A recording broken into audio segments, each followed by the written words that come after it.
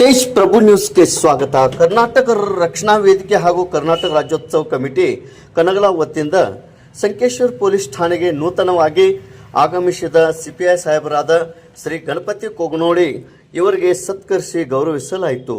ಪ್ರತಿ ಸಲವೂ ಕನಗಲ ಈ ಕಮಿಟಿಯು ಇವರ ವತಿಯಿಂದ ಪದಾಧಿಕಾರಿಗಳು ಆಗಮಿಸಿ ಸತ್ಕರಿಸುತ್ತಾ ಬಂದಿರುತ್ತಾರೆ. ನೂತನವಾಗಿ ಆಗಮಿಸಿದಂಥ ಸಿಪಿಐ ಸಾಹೇಬರು ಗಣಪತಿ ಕೊಗನೋಳಿ ಇವರಿಗೆ ಸತ್ಕರಿಸಿಗೆ ಸ್ವಾಗತಿಸಲಾಯಿತು.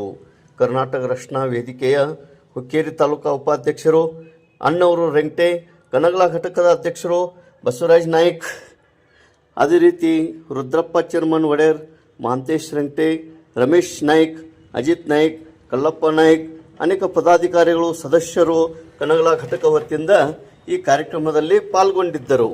ತೇಜ್ ಪ್ರಭು ನ್ಯೂಸ್, ಕನಗಲ.